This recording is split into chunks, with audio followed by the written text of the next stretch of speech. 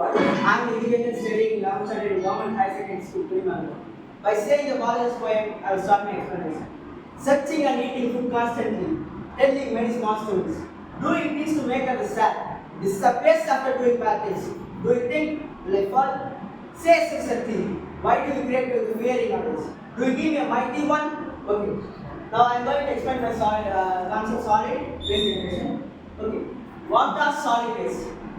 Solid wastes are organic and inorganic waste materials produced by various activities of society. It refers to unwanted and discarded materials generated from homes, industries, agriculture and commercial activities. இப்போ தமிழ்நாட்டில் ஒரு நாளில் சுமார் 14,600 ton solid waste generate ஆகிறது என்பது வெறும் ரொம்ப ஒரு கவலைக்குரிய விஷயமா இருக்கு. சரி, அடுத்த objectives of solid waste management. நம்ம வாழ்க்கையில் நமக்கு எல்லாருக்கும் ஒரு அப்ஜெக்டிவ் இருக்கும். அதே மாதிரி சாலிட் வேஸ்ட்டில் அதோட அப்ஜெக்டிவ் என்னன்னு பார்க்கணும். Objective of solid waste management is to control. First one is control, and second one is collect, and third one is process and dispose. Control na the solid waste use பண்றத நம்ம control பண்ணிக்கணும். அது correct solid waste நம்ம எல்லாம் collect பண்ணிக்கணும். அது இதெல்லாம் process பண்ணி நம்ம டிஸ்போஸ் பண்ணணும். சரி. And types of solid waste. The types of solid waste, the first one is municipal waste, and industrial waste. மூணாவது அக்ரிகல்ச்சர் வேஸ்ட், அடுத்து பயோமெடிக்கல் வேஸ்ட் இல்லைன்னா ஹாஸ்பிட்டல் வேஸ்ட், அடுத்து எலக்ட்ரானிக் வேஸ்ட், எலக்ட்ரிக் வேஸ்ட். இதை நம்ம தெளிவாக பார்ப்போம். அடுத்து sources of solid waste. Sources of solid waste first municipal waste. Municipal waste எது இன்க்ளூட் ஆகுதுன்னா ஸ்ட்ரீட் ஸ்வீப்பிங்ஸ், லீவ்ஸ் என்ன ட்ரை லீவ்ஸாக இருக்கலாம், க்ரீன் லீவ்ஸாக இருக்கலாம். அடுத்து household and commercial glass. நாலாவது பேப்பர், கிளாஸ், மெட்டல்ஸ் இந்த மாதிரி நிறைய செராமிக்ஸ் இருக்கலாம். அடுத்து கார்டன் வேஸ்ட், பேக்கேஜிங் வேஸ்ட், அடுத்து ஃபுட் வேஸ்ட். அடுத்து ரெண்டாவது இண்டஸ்ட்ரியல் வேஸ்ட் வரும்.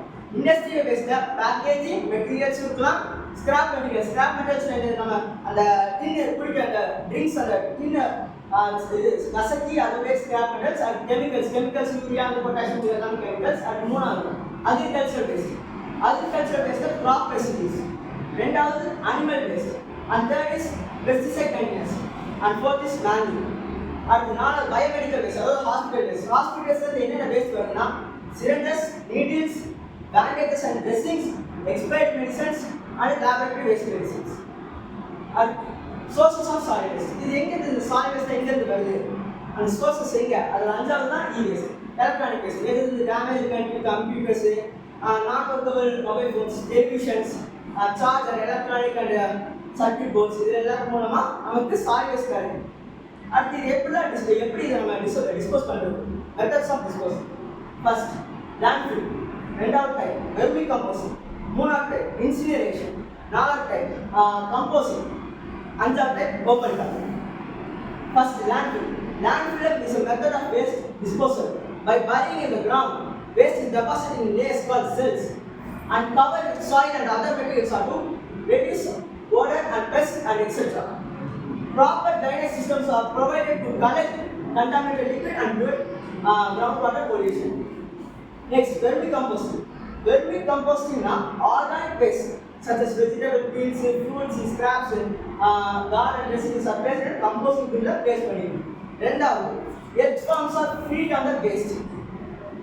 And the worms digest the material and excrete fine, dark and nutrition-rich powder. Third is incineration. Incineration na ஒரு பிளாஸ்டிக் மெட்டீரியல்ஸ் ஒரு 1000 டிகிரி செல்சியஸ், அதாவது burning of a waste at a temperature of above 1000 degree Celsius in the presence of oxygen to ensure good combustion. The waste is converted into carbon dioxide, water vapor and ash. இது furnace மூலமா இதை வந்து இந்த method use பண்றாங்க. அது composting வந்து dry leaves, fruits, vegetables, scraps, grass clippings and small bits are use பண்றது composting use பண்றாங்க. அடுத்து இந்த கம்போஸ்ட் பின்ல என்ன இருக்கும்? ஃபர்ஸ்ட் என்ன பண்ணணும்? First keep the material moist இருக்கணும். ரெண்டாவது add layers of dry leaves and small bits. அந்த dry leaves small bits அதெல்லாம் ஆட் பண்ணணும். மூணாவது அது ரெகுலரா மிக்ஸ் பண்ணிட்டே இருக்கணும். டு ஆட் எதுக்கு? ஆக்சிஜன் ஆட் பண்ணணும். The composting process may take a few weeks to several months. இது ஒரு சில வாரங்கள் ஆகலாம், சில வாரங்களுக்கு சில மாசங்கள் ஆகலாம். அது ஓப்பன் டங்க் வந்து ஒரு இல்லீகல் இல்லீகலாக வந்து நம்ம ஒரு வேஸ்ட் மெட்டீரியல்ஸை ஒரு இடத்த டம்ப் பண்ணுறதா ஓப்பன் பண்ணுறோம். Waste is simply dumped on the ground. Waste is of uncover. எதுவுமே கவர் பண்ண மாட்டாங்க. ஒரு சாலிட் இல்லை ஏதோ ஒரு மெட்டீரியல்ஸ் கவர் பண்ண மாட்டாங்க. It leads to fire hazard. இதுனா ஒரு ஃபயர் விபத்து ஆகிறதுக்கு ஒரு முக்கியமான காரணமாக இருக்குது. மீத்தேன் ஆகிறதுக்கு ஒரு முக்கியமான காரணம். It results in crony disease in the workers. அங்கே வேலை செய்கிற தொழிலாளிகளுக்கு ஒரு உடல் சம்பந்தப்பட்ட நோய் உருவாகிறதுக்கு முக்கியமான காரணமாக இருக்குது. அடுத்து இதனால வர இம்பாக்ட் என்னென்ன வருது அப்படின்னு பார்த்தா, இது நாம் சரியாக பயன்படுத்தவில்லை என்றால் நம்மளோட உடலை பாதிக்கும். It affects our health. நம்மளோட கிளைமேட்டிக் கண்டிஷனை பாதிக்கும். It affects our climate. அது என்விரான்மெண்ட்டையும் அது பாதிக்கும். Affect our environment. அது குளோபல் டெம்பரேச்சர் வந்து ரைஸ் ஆகும்.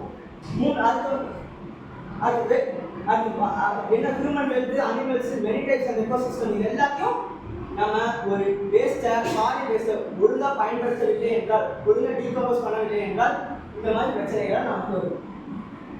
அடுத்து வேஸ்ட் மேனேஜ்மெண்ட் கான்செப்ட்.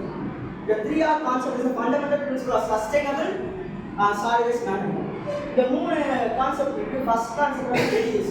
ரெடியூஸ்னா நம்ம பயன்படுத்துற பிளாஸ்டிக் பொருட்களை கொஞ்சம் குறைச்சிக்கணும். லெஸ், அதாவது minimize waste generation and use reusable bags instead of single use plastic bags பதிலாக நம்ம ரீயூசபிள் பேக்ஸை யூஸ் பண்ணணும். Reuse use items more then once before discarding them. Refill a water bottle rather than buying a new one. ஒரு புது water bottle வாங்குறதுக்கு பதிலாக அந்த water பாட்டிலே நம்ம சுகாதாரமாக பயன்படுத்தினா அந்த பிளாஸ்டிக் மெட்டீரியல் வந்து வேஸ்ட் வந்து நம்மளால் குறைக்க முடியும். அடுத்து recycle. Process use to materials to new products. ஒரு பழைய ப்ராடக்ட், ஒரு அன்வொர்க்கபிள் ப்ராடக்டை, அந்த பிளாஸ்டிக் ப்ராடக்டை நம்ம வந்து ஒர்க்கபிள் ப்ராடக்டாக மாற்றுறது ரீசைக்கிள். இதில் என்ன paper, glass, materials, metals and setting plastics மூலமாக இதெல்லாம் நம்ம ரீசைக்கிள் பண்ணி மறுபடியும் பயன்படுத்த முடியும். இதனால நம்மளோட பொல்யூஷன் வந்து ரொம்ப குறையணும். இதுதான் reduce and this is reduce and reduce recycle.